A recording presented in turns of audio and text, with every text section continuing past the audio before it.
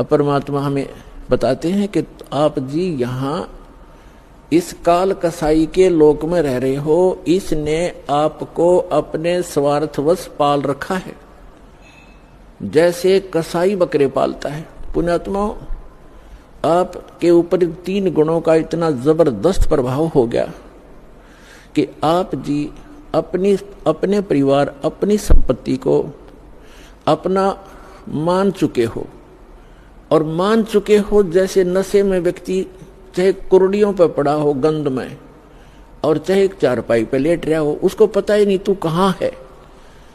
तो आज हम सभी की ये स्थिति है कि हम इस सब कुछ को अपना मान चुके, और इसको ये कहा जाता है कि आप कसाई के लोक में रह रहे हो और ये आपको सबको खाएगा बारी बारी।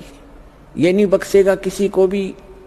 किसी परिवार के 3 सदस्य खा जाता है एक दिन में, कोई दुर्घटना से या कोई किसी और अन्य कारणों से, कोई बीमारी से, और शेष बच्चे ये सोचते हम ठीक हैं। जिनके साथ वो घटना घट गई उससे पहले वो भी आप जैसी ही स्थिति में थे।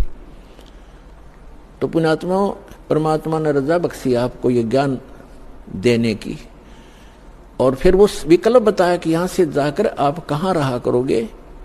गीता अध्याय नंबर 15 के श्लोक नंबर 1 से 4 में कहा है कि उल्टा लटका हुआ संसार रूपी वृक्ष है, ऊपर को जड़ तो समझो पूर्ण परमात्मा, और नीचे को 3 गुण रूप शाखा है, रजगुण ब्रह्मा, सतगुण विष्णु, तम गुण शिव जी। और जो संत इस उल्टे लटके हुए संसार रूपी वृक्ष के सभी विभाग बता देगा, तना कौन भगवान है, इस संसार रूपी जड़ कौन है, यानी जिससे सबका धारण पोषण होता है वो कौन प्रभु है, और शाखा कौन है, डार कौन है, और पत्ते क्या है, तो स वेदविद वो तत्वदर्शी संत है।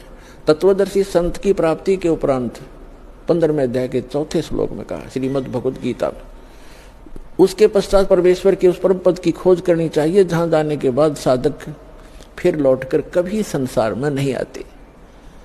और जिस परमेश्वर ने सब ब्रह्मांडों की रचना की है, संसार रूपी वृक्ष की प्रवृत्ति जिससे विस्तार को प्राप्त हुई है, उस परमात्मा की भक्ति करो और किसी की नहीं।